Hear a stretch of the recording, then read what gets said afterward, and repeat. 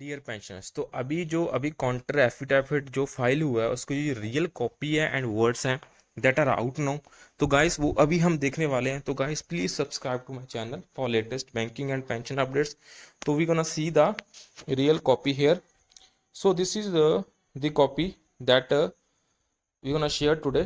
So here you can see in the Supreme Court of India Civil Appellate Jurisdiction in the case number 5561 of 2016 in the matter of MC Singla and ORS. So this is the copy and versus Union of India counter affidavit on behalf of respondent number 5. So this is the record of proceedings. After that you can see the index. In the index you can see counter affidavit on behalf of respondent number 5 in reply of affidavit dated जो अब IBA ने file करा था 24 अगस्त 2022 को and are true copy of honourable high court of Kerala at Ernakulam judgement.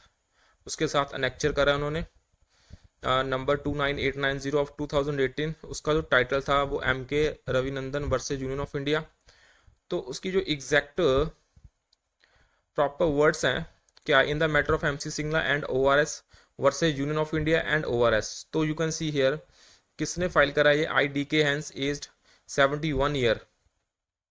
तो आप देख सकते हैं association of retired IOB employ affiliated to all India bank pension retirees confederation AIB पाक and well acquainted with the fact of case and competent to file this affidavit do hereby solemnly affirm and state। तो क्या क्या उसके proper शब्द रहे हैं। तो वैसे ये वीडियो थोड़ा लंबा होगा।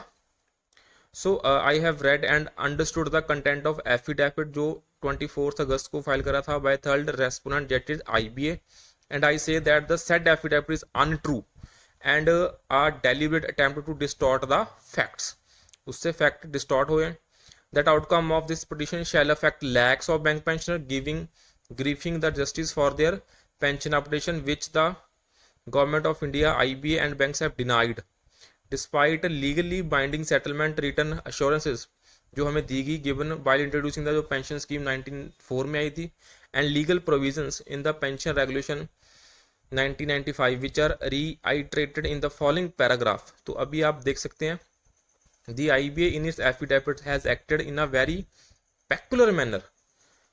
तो while on one hand IBA has admitted that it is the sole organization जो कि authorized by bank and government of India to hold negotiations, वो negotiation hold करेगी with trade unions and sign binding settlements for service conditions। ये आपको पता ही है। उसके बाद अगर आप देखें fourth point that the by part settlement for employees pension scheme banking industry वो साइन हुई थी 29 अक्टूबर 1993 को IBA के acting on behalf of banks and that banking employees की जो ट्रेड यूनियंस हैं। और जो पेंशन स्कीम थी वो इफेक्टिव हुई थी from 1 January 1986। That as on date about 5 lakh bank retirees pensioners since last 20 years they have been demanding for pension. तो this was all the facts they had written here in the affidavit। After that you can see that upon consistent demand for pension updation, more particularly about updation of pension for RBI employees as per RBI employee pension scheme in the year 2019, the IBA acting under Government of India instructions had formed a committee to consider pension updation for bank retirees and pensioners। आप देख सकते हैं point 5 में as per answering respondent information IBA had not taken any specific mandate from any bank for considering the demand for और forming the committee. उसके बाद जो next point 6 है the IBA has falsely contended that there is no provision. 6 point बहुत important है। IBA ने falsely content करा that there is no provision in BEPR 1995 for any updation in the pension of bank employees and officer। So it is respectfully submitted that IBA acting on behalf of bank had negotiated that bank employee pension scheme with employee unions and association and had signed the binding pension settlement जो 93 में हुआ था with workmen unions under the act ID Act 1947 which came into force with effective immediate effect and IBA had also signed a similar binding agreement जो 93 में करा था with bank officer associations। तो यहाँ से आप देख सकते हैं क्लियरली जो आईबीए ने फॉल्स कंटेंट पेश करा है केस में. After that you can see in next point, that is point number 8, that in a sense the agreed pension scheme was on lines of RBI employees pension scheme, central government pension scheme. So it is respectfully submitted that IBA का जो letter था 93 का address करता था to all India bank officer confederation और had assured as you are aware the scheme has been introduced on the line of pension scheme जो available थी to central government employees and employees of RBI. ठीक है guys. तो उसके बाद जो next point इन्होंने एफिडेविट में मेंशन करा वो 9th पॉइंट है. उसमें क्या था, that as the pension scheme was made effective from 1 January 1986 and during 1 January 1986 to 29 October 1993 one salary revision हुई थी जो कि 1987 में हुई थी. Had already taken place vide 5th bipartite settlement के चलते हुई थी. And as such operation of pension for those who are retired up to 1987 had become due as per revised pay scale. तो ये मेंशन करा उन्होंने.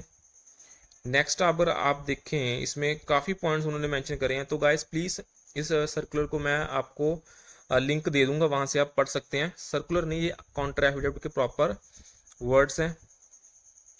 उसके बाद अगर आप देखें इसमें 30th पॉइंट 12th पॉइंट में देखें अगर आप 12th में क्या है, for part-time employees on scale wages pensionable service should not be taken on pro rata basis but service rendered in terms of number of years should be reckoned on the जो pattern adopt करा RBI ने. तो इसमें as such आप इसके अगर last वाला जो इम्पोर्टेंट पेज है उसमें what is there you can see there. तो आप देख सकते हैं that the honourable high court by resuming the writ petition has mention that the pensioner can raise their grievances through bank trade unions while ignoring the fact that after retirement the petitioner the bank pensioners can neither become member of bank trade union nor the banks. So IBA government of India allow them to raise their grievance through the organization of retiree bank employees. जो retired बंदे हैं वो अपनी grievance को organisation है जो retired bank employees की उसके थ्रू रेज करें. तो which in fact has been seriously violating right to life much less a life with dignity and hence the जो retired bank employees have no other except to knock the door of justice before the honourable court. तो देख सकते हैं ये 22 सितंबर का dated है. आप देख सकते हैं इसको जो verified at New Delhi on 22 day of सितंबर and state that the content of this affidavit including paragraphs इसमें 1 to 15 are true and correct to my personal knowledge. तो ये अटेस्टेड है notary public Delhi government of India में. तो ये प्रॉपरली आप देख सकते हैं. ये दिस वाज द सर्कुलर जो अभी फाइल करा है दोस्तों. तो गाइस अगर आपको इसकी कॉपी चाहिए होगी तो मैं आपसे शेयर कर दूंगा. तो गाइस थैंक्स.